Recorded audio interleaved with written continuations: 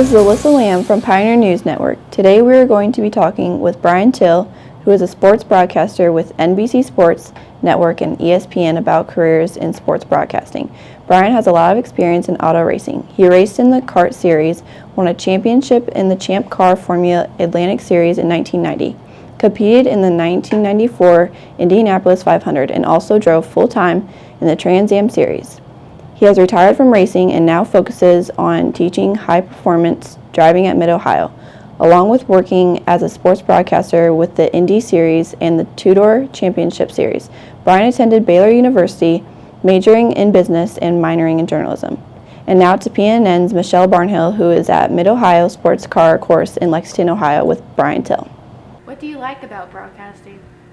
By luck.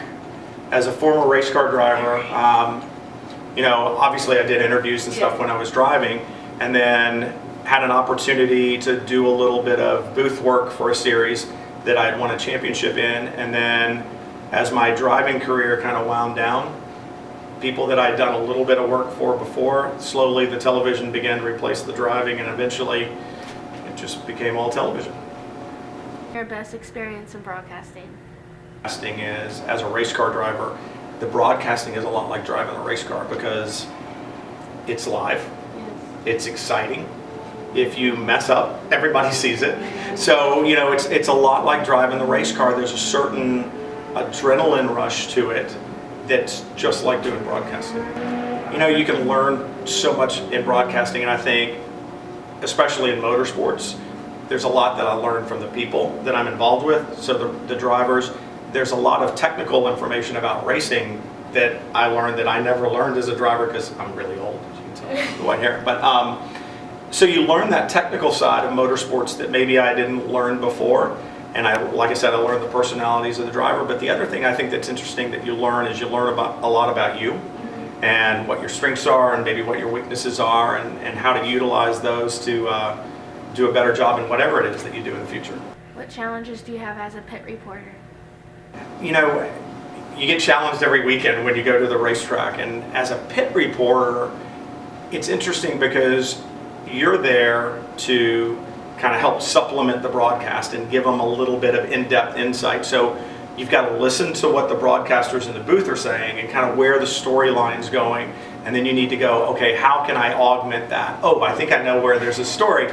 So then you run down pit lane, you find a story there, and you try to fill in the blanks that they've left from the booth.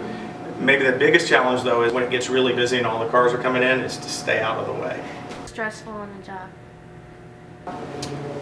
Wow, when you think about stressful on the job, it can be all kinds of things, because in the middle of the season, one of the stressful things is there's so much going on, and you may have 6 or 8 weekends in a row where there's a race going on, and it may be 3 or 4 different series. So trying to keep them all balanced and trying to get your homework done, and literally at my age, even in television, we have homework that we've got to do. Trying to get your homework done, get all your notes in place for one weekend, and then for the next one and the next one and the next one, that can be stressful. What advice do you have for someone who wants to do your job? So the drivers, there's a lot of technical information about racing that I learned that I never learned as a driver because I'm really old, as you can tell, the white hair. But so you learn that technical side of motorsports that maybe I didn't learn before. And like I said, I learned the personalities of the driver. But the other thing I think that's interesting that you learn is you learn about a lot about you and what your strengths are and maybe what your weaknesses are and how to utilize those to do a better job in whatever it is that you do in the future. A typical race weekend like for you? We start off, we'll get there on a Thursday night. Everybody will kind of get in town, and then on Friday morning you have a production meeting. And then you get released and you go out in the paddock and you do your homework and you talk to drivers and teams, and then you'll have another production meeting in the afternoon. And then on Saturday we'll start filming things, features to go into the show on Sunday. And then Sunday you get there bright and early and have another production meeting, and then finally when the race starts you get to go to work. How do you prepare for a race weekend? Preparing for a race weekend includes all kinds of things. There are press releases from every team that you've got to read. Then there are statistics from the series that you have to look at. So you got to know the points. and where all of that stands, and you got to look to the future a little bit and go, okay, are we at the beginning of the season or the end of the season? How's the championship layout right now? You got to read everybody's press release and try to figure out what the story is that they're wanting to tell for the weekend. So it's just a matter of getting all the notes from the series, from the sponsors, from the teams, putting it all together and trying to create a package that you can use on the weekend. Do you get to pick your assignment? On the weekend, sometimes you've got, like in sports car racing that I do, there may be 50 cars. And out of 50 cars, they all have 2 or 3 drivers in them. So there could be 100 to 150 drivers. Other series that I cover, it's just one driver in one car. So it's one of those deals where some weekends you're assigned specific drivers. Some weekends in sports car racing, you're assigned teams or just a general area of pit lane. And in that, you may have 3 or 4 drivers in a car, like I was saying, and it gets really complicated at that point in time. What classes have been helpful to you? And in college that were probably the most beneficial to what I do right now.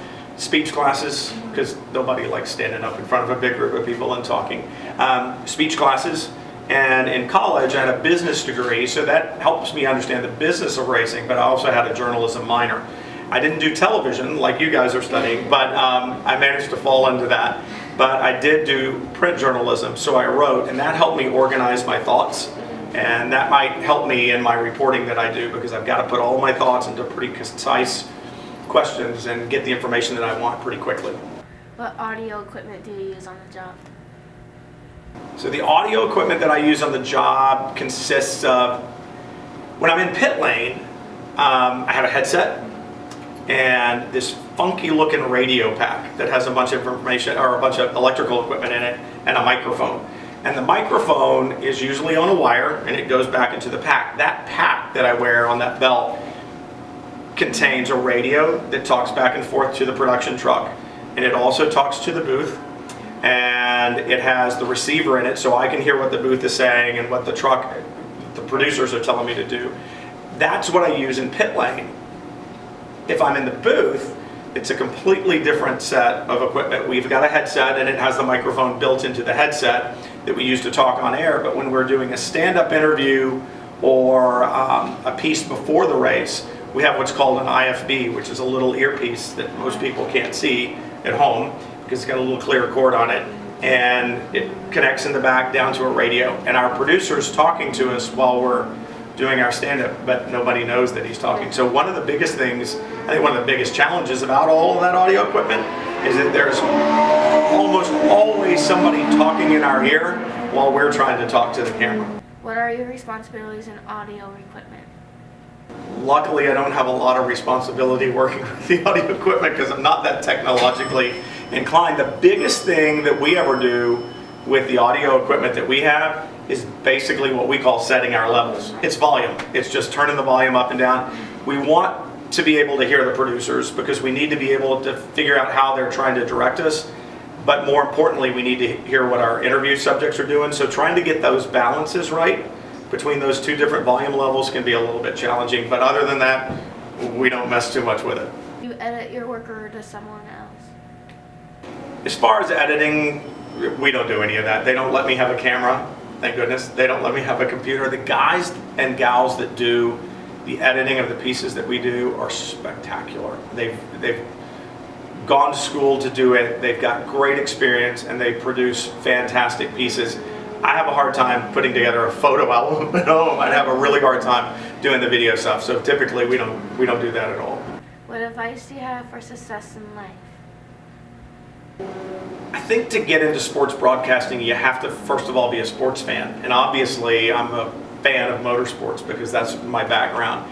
But it's one of those things it's like anything else. We all like to see the end goal and we're all like, I want to do that. But we tend to forget how hard we are going to have to work to get there. I think you have to dedicate yourself to the goal that you want to get to, which means kind of like the classes that I took.